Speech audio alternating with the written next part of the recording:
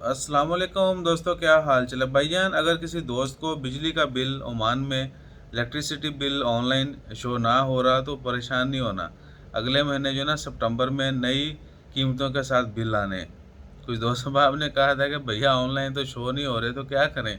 अगर आप मैनुअली जाके लेना भी चाहते हैं तो ऑफिस से जाके OEFC के ऑफिस हैं या किसी भी काउंटर पे जाके आप ले सकते हैं मैनुअल बिल। उनसे रिक्वेस्ट करेंगे जिन जिन महीनों के मिल जाएगा।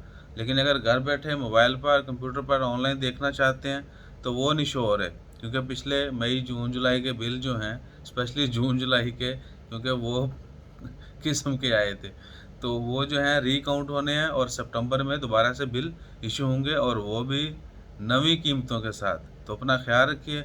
और डेट चेंज हो चुकी है, जुमा मुबारक। वैसे तो इस्लामिक डे जो है वो शाम को मगरिब के बाद चेंज हो जाता है। आप सबको जुमा मुबारक। अपना ख्याल रखिएगा, दुआओं में याद रखिएगा और हमारी सेहतयाबी के लिए, सबकी सेहतयाबी के लिए, खैर के लिए दुआ मांगते रहिए। जज़ाकल्लाह। अल्लाह हाफिज़।